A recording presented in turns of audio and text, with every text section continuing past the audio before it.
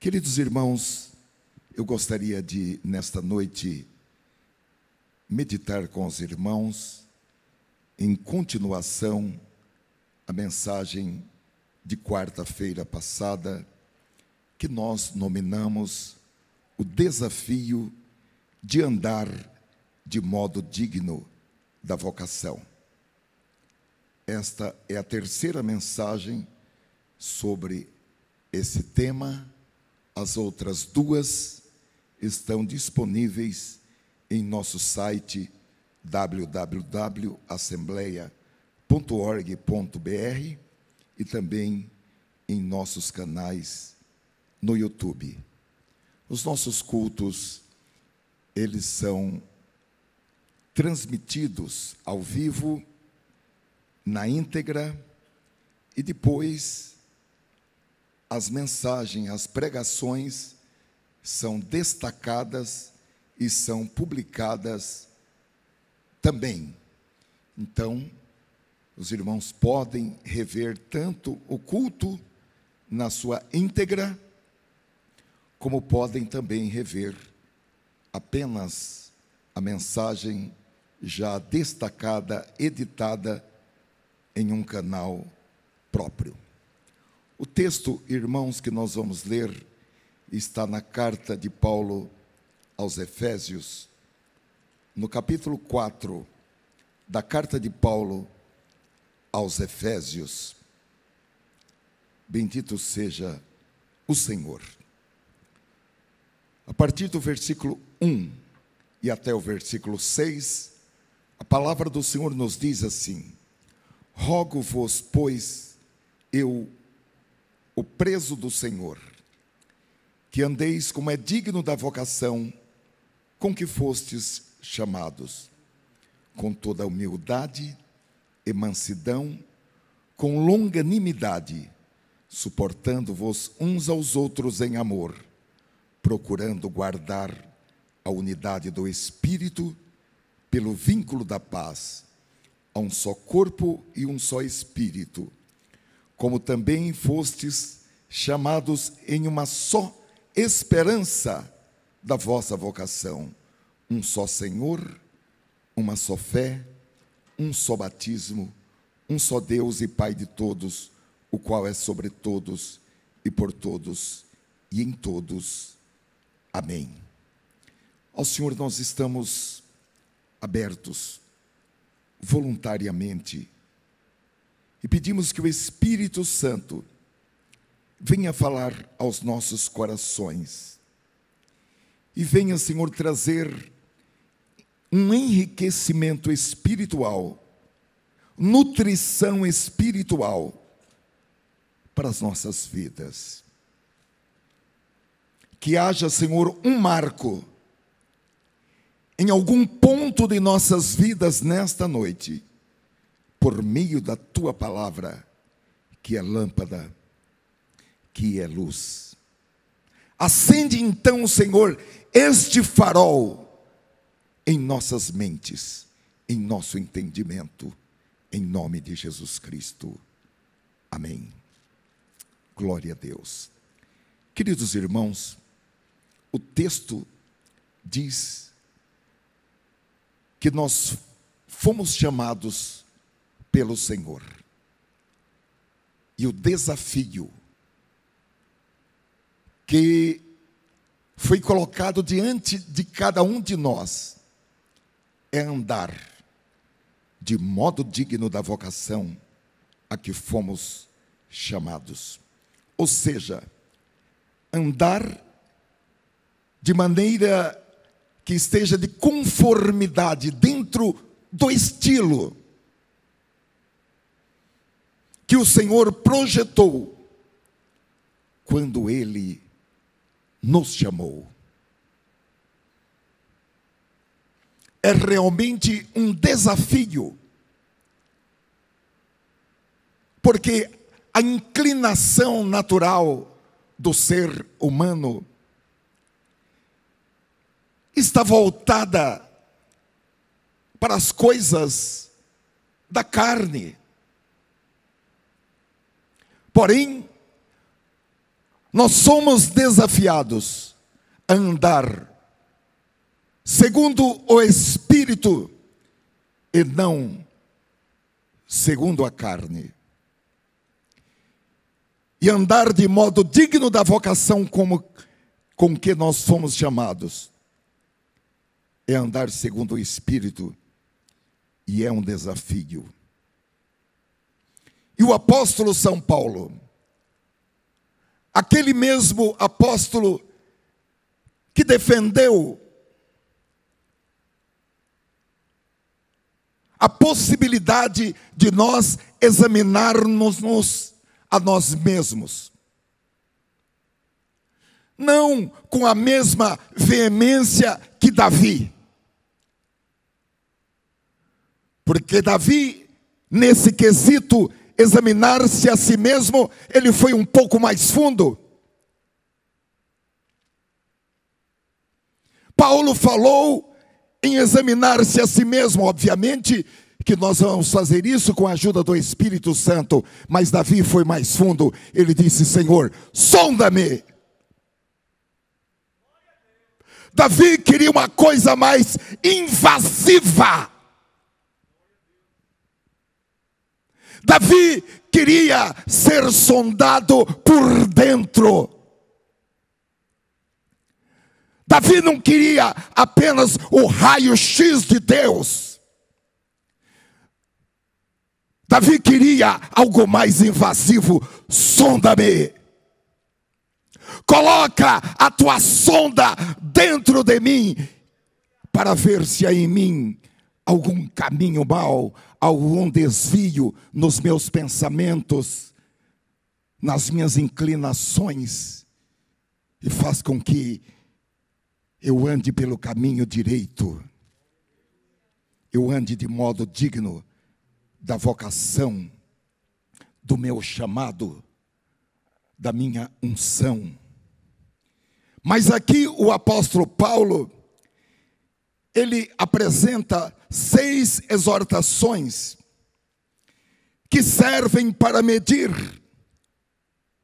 tanto o nosso crescimento, se estamos crescendo de maneira regular. Eu me lembro, quando meu filho nasceu, que a gente levava ele no pediatra. O pediatra media a cabeça para ver se o crescimento estava sendo um crescimento regular. Se ele não estava crescendo, se a cabeça estava ficando muito grande e o corpo pequeno. Porque para uma criança, a necessidade de que o crescimento seja regular, o peso seja regular e compatível com a idade que ele tem. E Paulo aqui, ele apresenta uma métrica, digamos uma régua, para medir os crentes de Éfeso, para que eles pudessem examinar-se a si mesmos, se estavam crescendo de maneira regular, ou se eles ainda não tinham crescido e ainda se mantinham na estatura de crianças. Olha, irmãos, isso é muito ruim para a igreja. Eu fico com uma dor muito grande no meu coração quando eu leio Paulo e ele diz: a partir de agora, vou apresentar a vocês visões e revelações.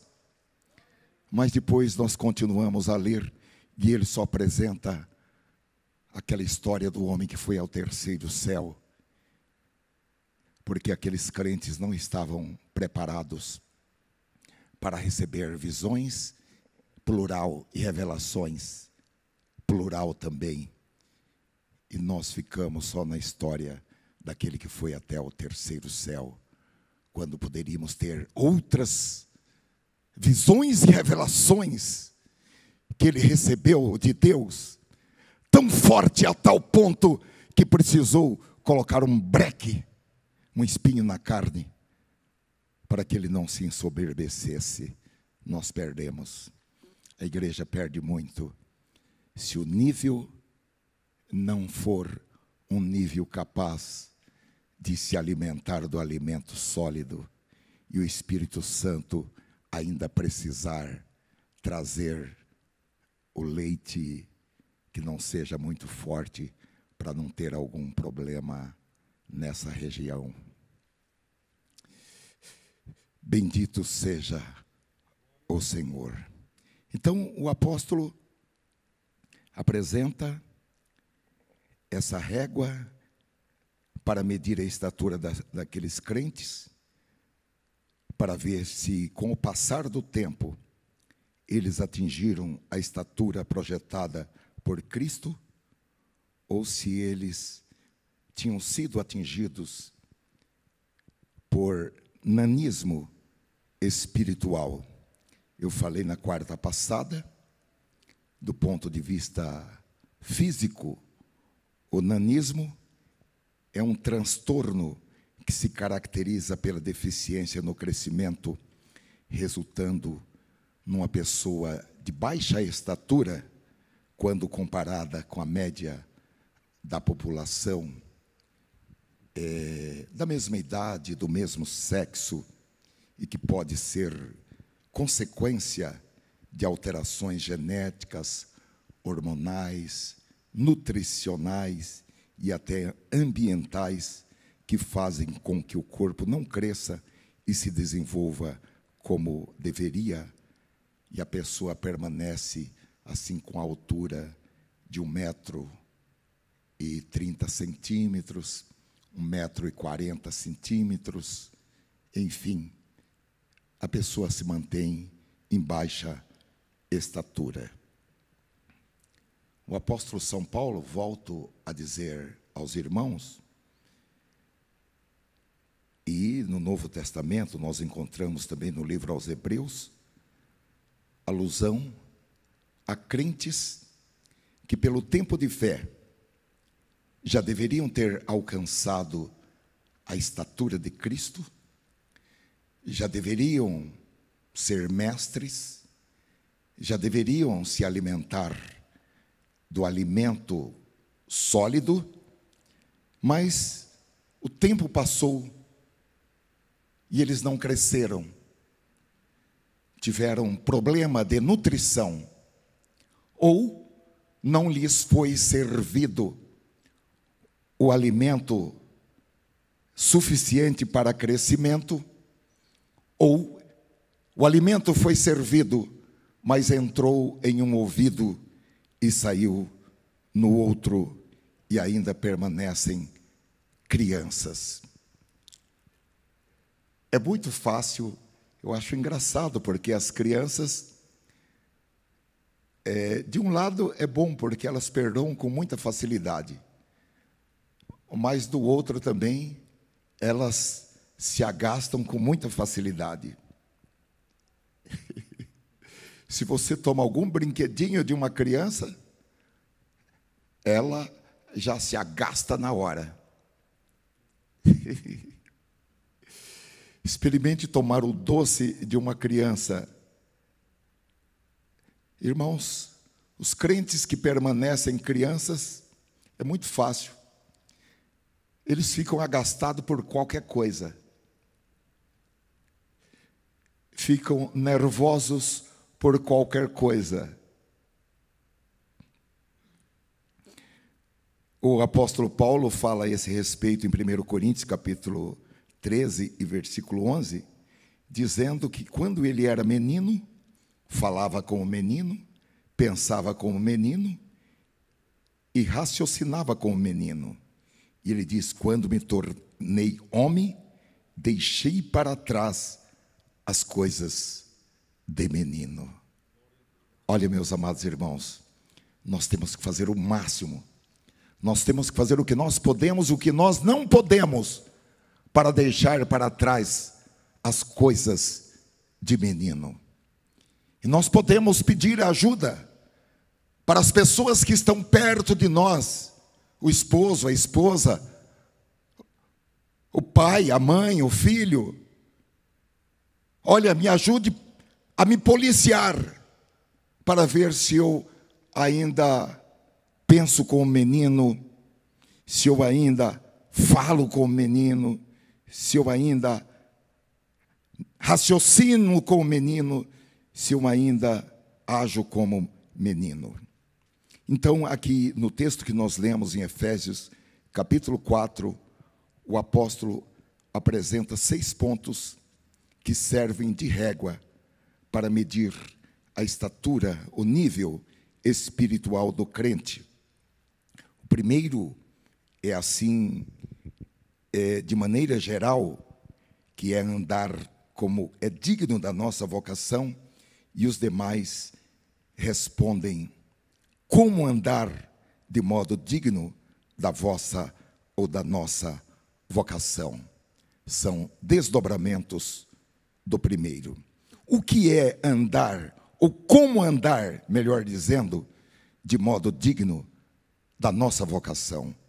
Em primeiro lugar, andar com toda humildade. Em segundo lugar, andar em mansidão. Em terceiro lugar, andar com longanimidade. Em quinto lugar, suportar um ao outro em amor. E em sexto lugar, procurar, guardar, proteger, defender a unidade do Espírito Santo no meio da igreja pelo vínculo da paz. Vamos ao primeiro: andar como é digno da vocação com que fostes chamado. Como nós já referimos, a vocação, ela veio diretamente de Deus. A chamada não é resultado da vontade do homem. Nós não fomos chamados por um homem, ou por uma mulher, ou por uma organização, sequer por uma denominação. A chamada para cada irmão, para cada irmã, quando nós ouvimos a voz: ó vós todos, venham,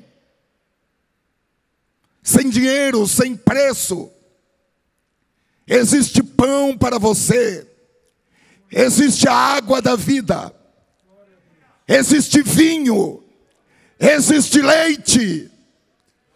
Glória a Deus. Essa chamada veio do alto e não da terra. Oh, glória a Deus. Deus pode ter usado um instrumento. Deus pode ter falado pela boca de um homem, pela boca de uma mulher, mas a chamada veio do alto. Diretamente de Deus.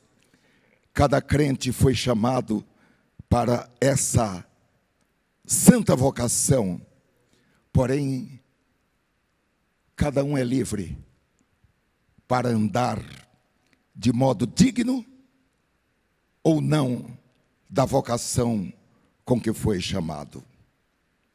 Na realidade, tudo vai depender do lado para o qual a pessoa se inclina.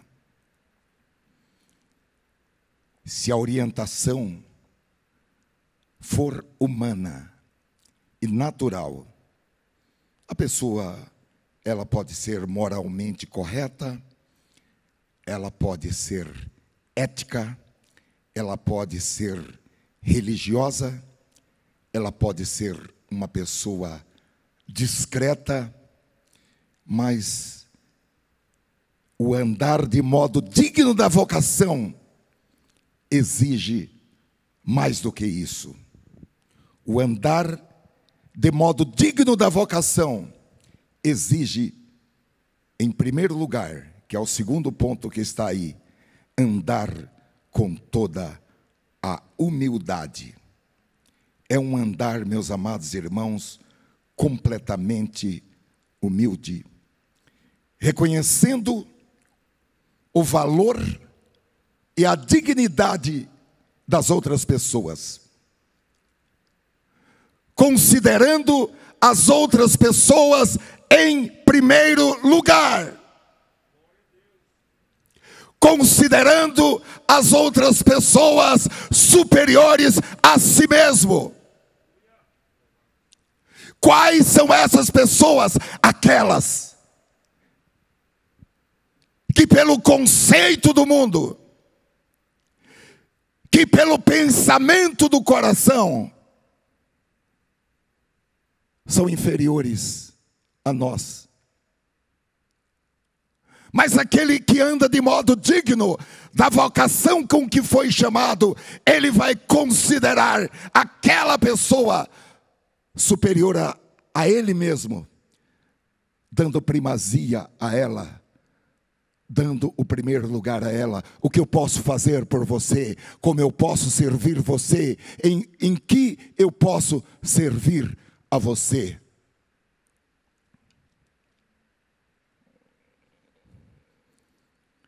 O Senhor Jesus, Ele é o nosso exemplo.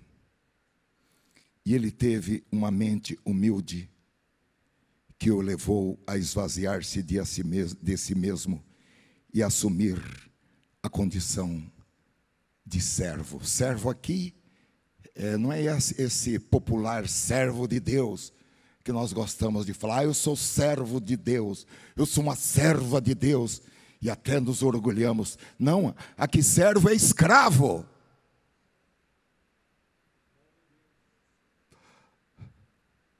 Aqui servo é andar descalço.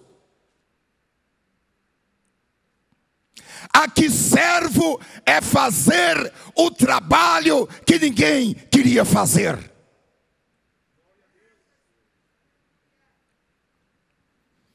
Bendito seja o Senhor. Eu pensei aqui agora num trabalho que ninguém gosta de fazer, que é um trabalho de servo.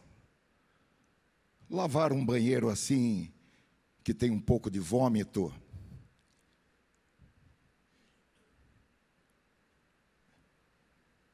E além de um pouco de vômito, a pessoa ainda fez o número 2 meio fora de onde devia fazer.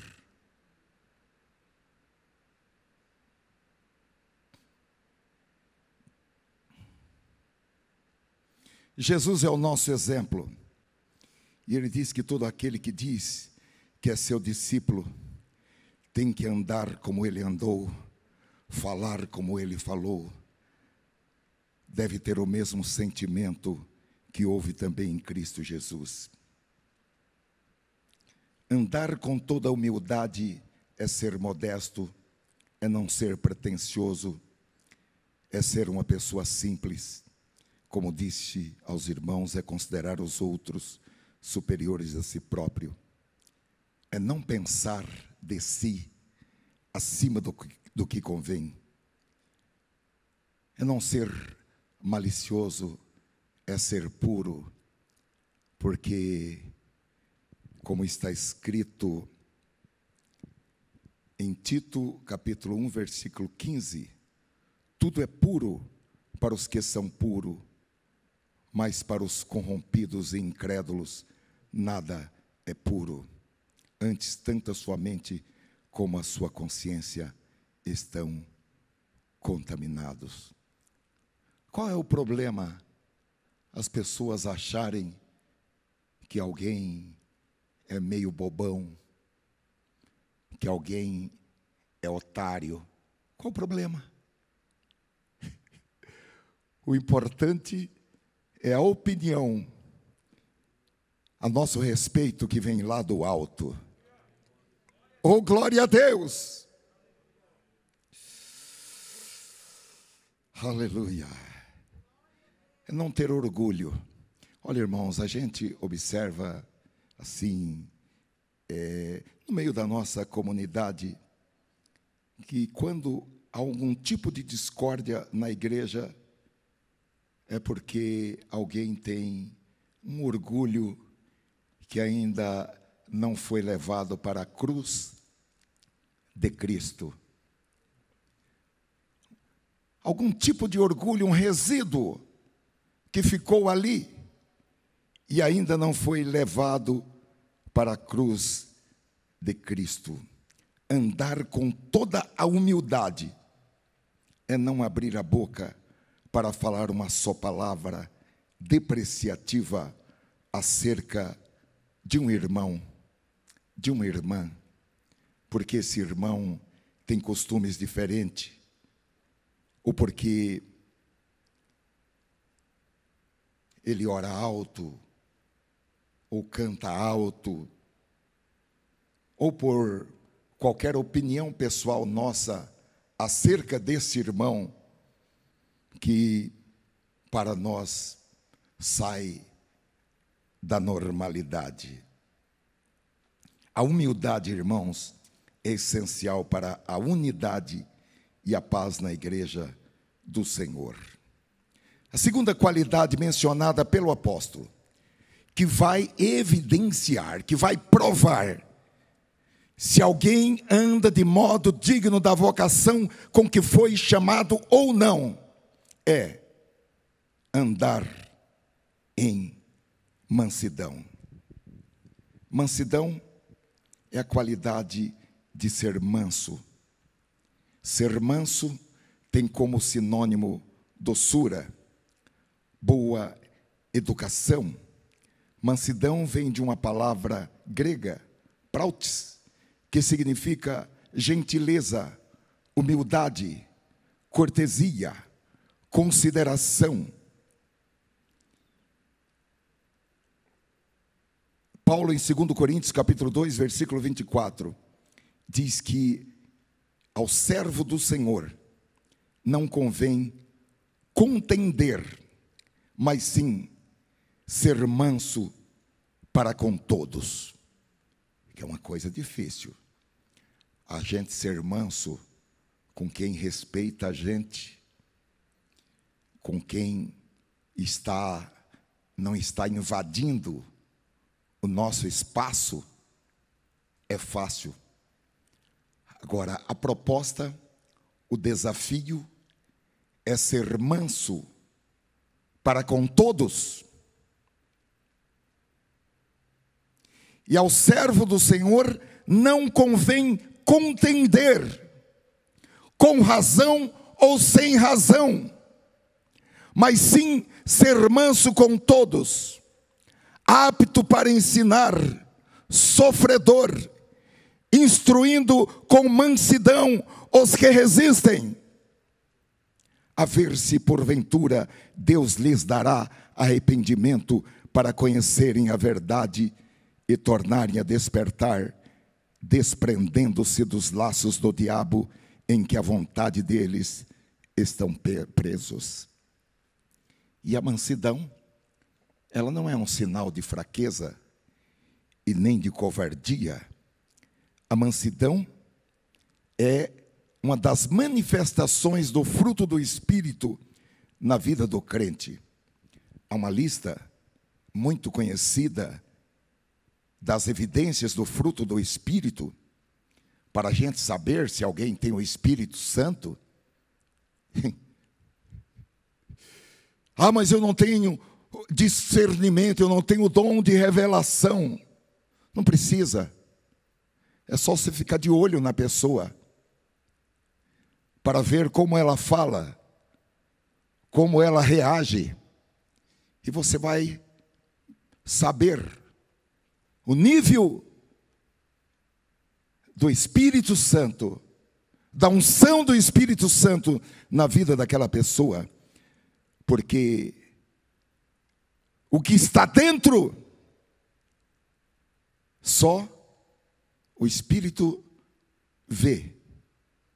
Agora, quando a pessoa abre a boca, quando a pessoa olha, quando a pessoa fala, quando a pessoa levanta, quando a pessoa senta, quando a pessoa anda, quando a pessoa fecha uma porta, abre uma porta, pega uma coisa, aí você pode ver e examinar à luz dessa lista de Gálatas capítulo 5 e versículo 22, que diz: mas o fruto do Espírito é amor, gozo, paz, longanimidade, benignidade, bondade, fé, mansidão e temperança. Agora tem uma coisa: Deus promete recompensar e exaltar aquele que é manso. São recompensas que Deus dá nesta vida. E são recompensas também que serão recebidas na eternidade. E aqui nesta vida, a recompensa para o manso é o governo. Deus dá autoridade de governo para o manso. Diante de Deus, o governo será dado.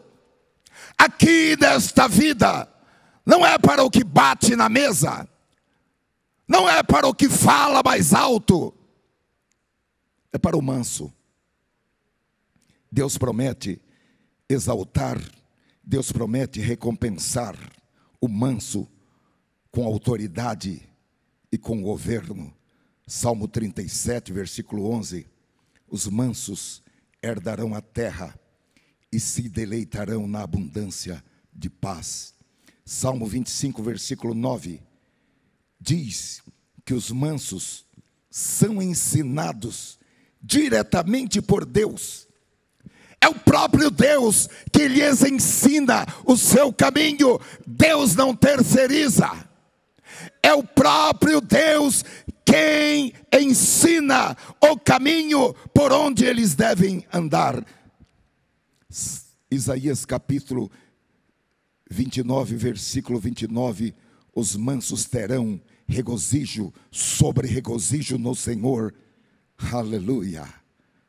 E por todos, a palavra de Jesus, em Mateus capítulo 5, versículo 5, quando ele disse: bem-aventurado os mansos, porque herdarão a terra, dominarão a terra.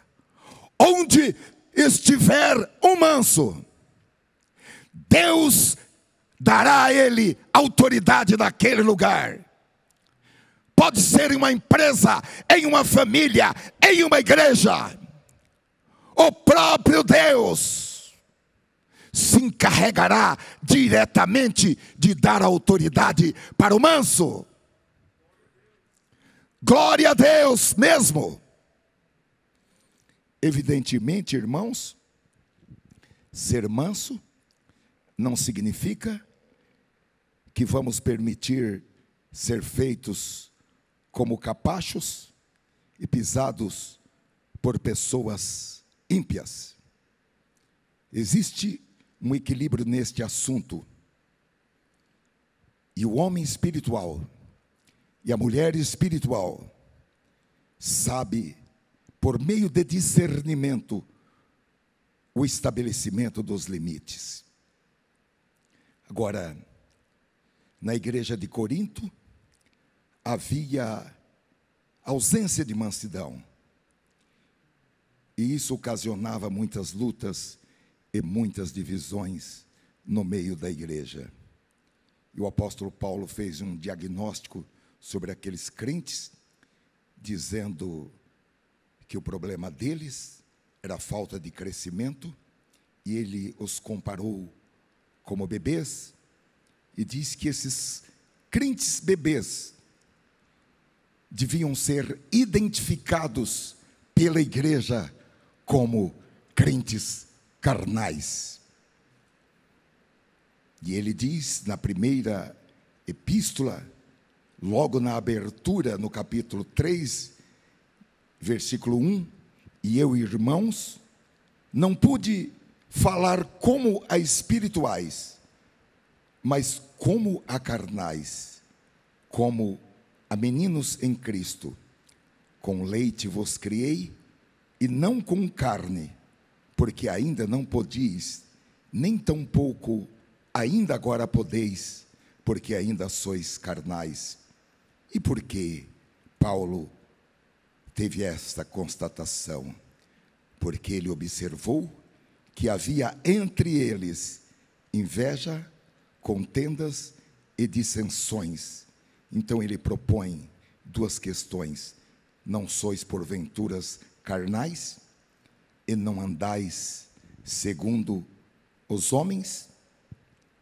Eram crentes, meus irmãos, daquele tipo, bateu, levou. Comigo é 8 ou 80. Olha, eu sou crente, mas não pise no meu calo.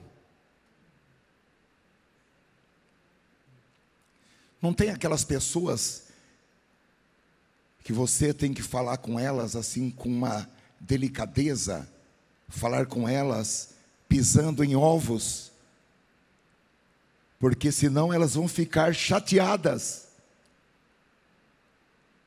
vão ficar entristecidas. Então você tem que tratá-las como quem cuidou daqueles vasinhos que foram entregues domingo aqui, que é um vidro muito fininho, então você tem que tomar cuidado,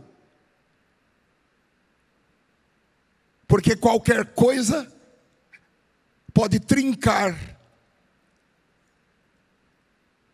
É um vaso de barro, e todos nós somos vasos de barro, mas é só uma casquinha, que qualquer coisa, ele vai ficar nervoso, ele vai ficar sentido, ele vai ficar magoado, ele vai ficar desanimado, ele vai falar: eu não vou mais na igreja.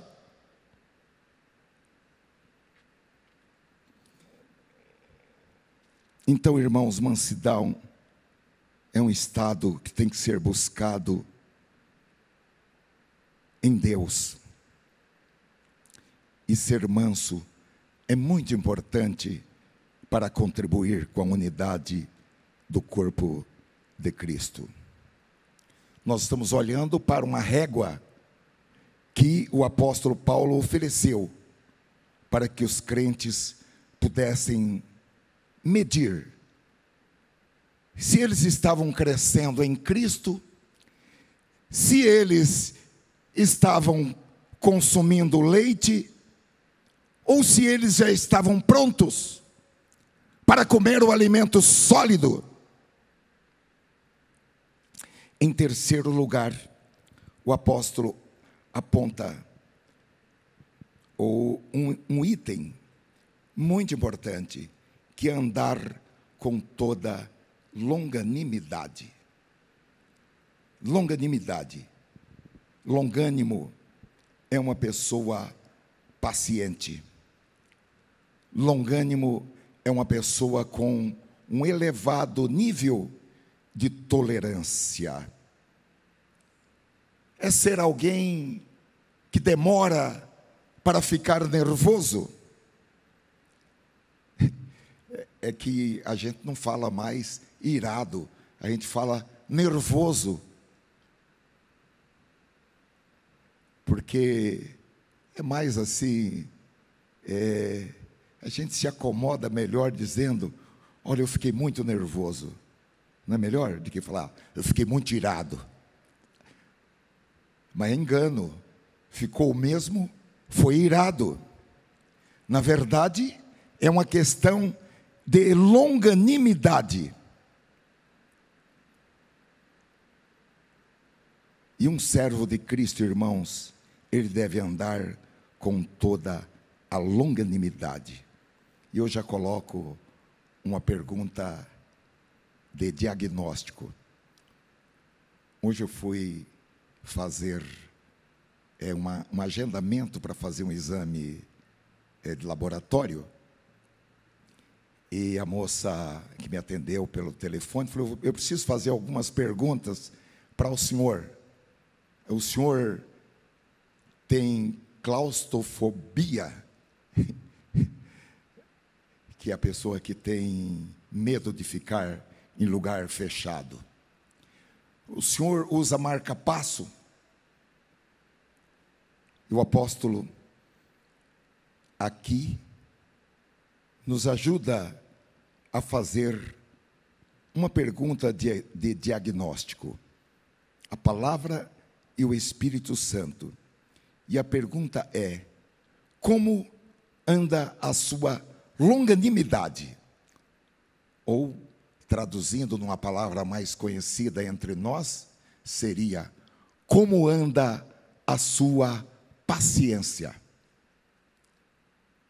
Numa escala de 0 a 10, qual é o seu nível de paciência? E todos nós sabemos qual é o nosso nível de paciência.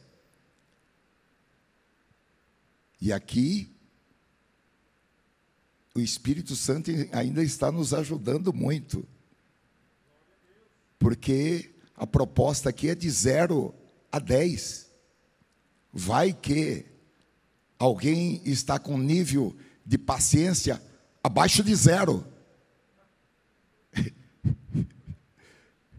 Um nível de paciência no -1, -2, -3, -4. Mas, pela grande misericórdia do Senhor, o Espírito Santo já está nos dando uma escala de 0 a 10, para que nós possamos responder qual é o nosso nível de paciência nessa escala de 0 a 10. Dependendo do nível de paciência, a gente vai escutar as pessoas dizendo: eu não sei como você suporta tudo isso.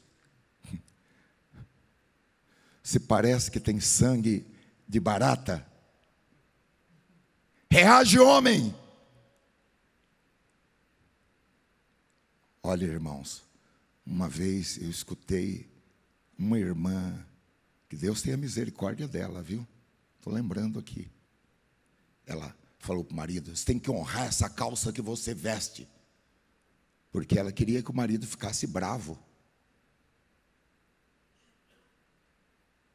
Ela não queria que o marido fosse um homem cheio do Espírito Santo. Ela queria que o marido fosse um homem carnal e reagisse como aqueles que não têm o Espírito Santo diante de uma certa agressão que eles estavam sofrendo. Longanimidade é um outro aspecto do fruto do Espírito que está naquela lista de Gálatas capítulo 5 e versículo 22.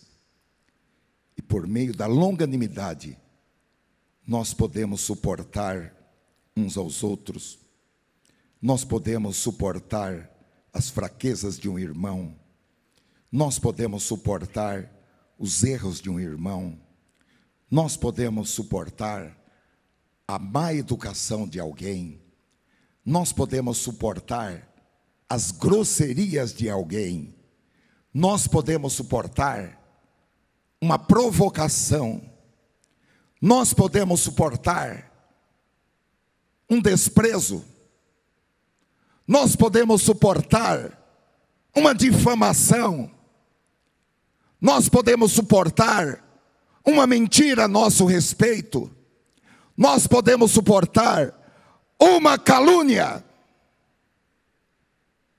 nós podemos suportar uma crítica. Crítica. Os que gostam de fazer críticas falam: eu estou fazendo uma crítica, mas é uma crítica construtiva, é construtiva para ele. É uma crítica construtiva. Cada uma, né, irmãos? Suportar uma crítica, uma calúnia, uma difamação. E nós continuamos sendo pessoas normais, pessoas de carne e osso. A única diferença é que nós pensamos com a mente de Cristo, raciocinamos com a mente de Cristo, decidimos com a mente de Cristo, fazemos como Jesus faria. Em Isaías capítulo 53, versículo 7, está escrito como ele faria, e foi o que ele fez. Como a ovelha muda perante os seus tosqueadores, ele não abriu a sua boca. O quarto item, irmãos, porque a hora passa rapidamente, é suportar uns aos outros em amor, porque o amor nos ajuda a compreender as demais pessoas. O amor é paciente, é benigno. O amor não busca os seus próprios interesses. O amor não procura os seus próprios direitos. O amor abre mão dos seus direitos. O amor não busca afirmar que eu estou certo e que o outro está errado. O amor sempre procura o bem-estar dos outros. Glória a Deus. E o apóstolo Paulo, em Colossenses, capítulo 3, e versículo 12, quando ele orienta a igreja sobre as características indispensáveis para a unidade e para o crescimento do corpo de Cristo, ele também destaca que o amor é o vínculo da perfeição. E sobre tudo isto, versículo 14, revesti-vos de amor, que é o vínculo da perfeição. E em último lugar, procurar guardar a unidade do Espírito pelo vínculo da paz. Paulo diz que nós precisamos fazer todos os esforços. Há uma tradução que diz: procure diligentemente preservar a unidade do Espírito pelo vínculo da paz. Não é que nós vamos nos esforçar para alcançar essa unidade como se fosse um produto humano. Não, isso não se pode alcançar pelo esforço humano. Porém, essa unidade, ela já existe no coração de cada crente, como uma concessão do Espírito Santo. É por isso, irmãos, que uma das ferramentas mais eficazes de Satanás é semear a desunião na igreja. E nós temos que nos posicionar contra isso. É uma responsabilidade humana, porque nós devemos nos esforçar, nós devemos procurar, nós devemos empregar toda determinação, toda diligência. Nós devemos tomar a iniciativa para crucificar a velha natureza com as suas inclinações da carne. Glória a Deus, para manter a unidade do corpo de Cristo, porque a unidade não é só nós estarmos juntos, porque é possível estar juntos sem estar unidos. Agora, se nós estivermos unidos, Deus vai nos abençoar. E a palavra de Deus diz que as pessoas vão enxergar Cristo em nosso meio. É por isso que a igreja, irmãos, tem que estar alerta. E tem que tirar, tem que ser cirúrgica para tirar do seu meio aqueles que transtornam a doutrina de Cristo. Aqueles que semeiam contenda entre os irmãos.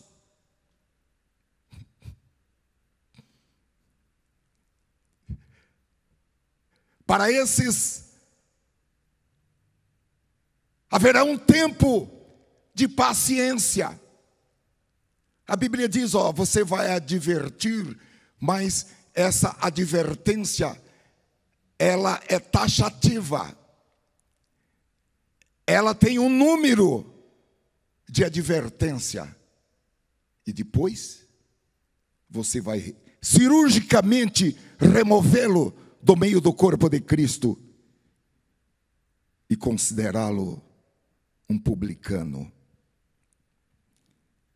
E João, na segunda epístola, capítulo 1, versículo 9, diz: todo aquele que prevarica e não persevera na doutrina de Cristo, não tem a Deus.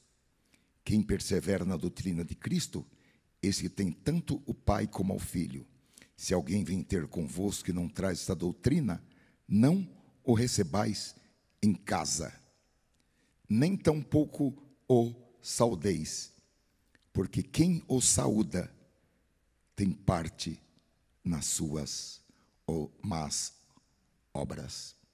Eu fico muito impressionado com isso, porque a Bíblia, ela traça um elenco de pessoas que nós não devemos comer com elas. Vamos comer um hambúrguer aqui? Não, com você não. Deus me livre.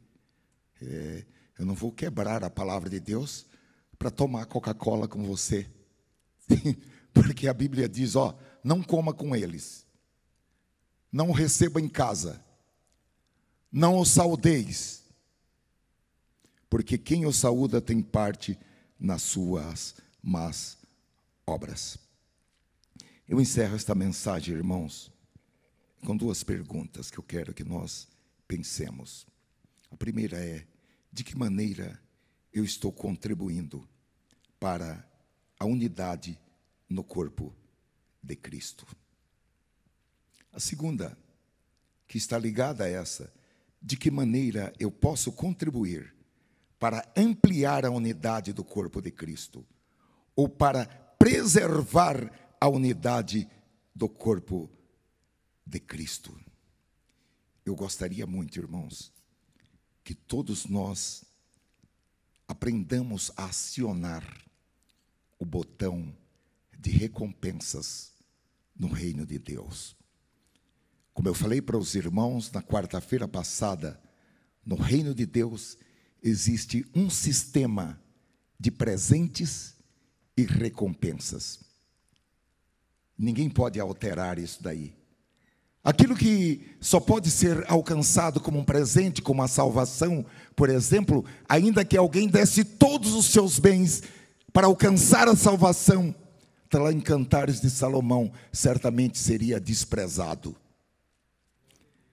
Agora, andar de modo digno da vocação está no pacote de recompensas do reino de Deus. A graça de Deus é tão grande, irmãos,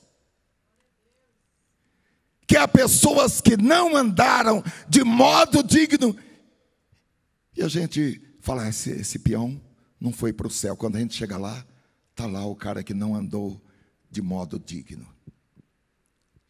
Uma vez eu preguei uma mensagem e eu nominei alguns tipos de pessoas, e eu falei, a melhor coisa que Deus faria era recolher essa pessoa imediatamente. Eu estava falando de pessoas insatisfeitas, pessoas que só serão felizes no céu.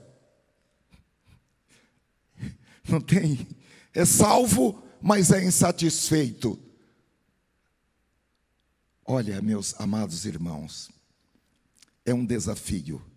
E sempre que Deus nos dá um desafio, Ele propõe uma recompensa. Como está escrito em Hebreus capítulo 6, versículo 10. Porque Deus não é injusto para se esquecer da vossa obra e do trabalho do amor que para com o seu nome mostrastes. Como? Servindo aos santos. Tanto aqueles que serviram, como aqueles que ainda estão servindo aos santos. Ó Senhor, segundo aquilo que o Senhor colocou em meu espírito, eu procurei transmitir nesta noite com a máxima fidelidade. Eu reconheço, Senhor, que poderia ter feito melhor, mas fiz o máximo que pude, dentro das minhas limitações. E eu quero pedir, Senhor, que cada um dos meus irmãos e das minhas irmãs aqui presentes, e também aqueles que estão conosco pela internet, e aqueles que ainda acessarão esta mensagem, descubram, Senhor, o segredo de acionar o botão para que entrem para o sistema de recompensas do reino de Deus, para que possam usufruir de recompensas nesta e na vida futura. Ajuda-nos, Senhor. Nós estamos voluntariamente abertos para que o Espírito Santo realize esta obra de aperfeiçoamento, para que o Pai realize a poda, para que a cirurgia seja realizada e tudo aquilo que de alguma forma for incompatível com a manifestação da glória de Deus seja removido de nossas vidas, ainda que isto seja doloroso. Contanto, Senhor, que nós andemos de modo digno da vocação com que fomos chamados, mesmo que tenhamos uma de nossas mãos cortada, ou um de nossos olhos furado. No entanto, que andemos de modo digno da vocação com que fomos chamados, porque queremos chegar no céu com esta possibilidade de sermos galardoados diante do Senhor e pelo Senhor. Sela, Senhor, esta palavra nos corações, para que ela passe a nortear os nossos pensamentos, o nosso raciocínio, as nossas decisões, as nossas conclusões, as nossas avaliações. Em nome do Senhor Jesus, que nós nos afastemos cada vez mais do sentir do mundo, do avaliar do mundo, e nós passemos a pensar com a mente de Cristo, tendo em nós os mesmos sentimentos que houve também em Cristo Jesus. É a oração que nós colocamos diante do teu trono, em nome de Jesus. Amém.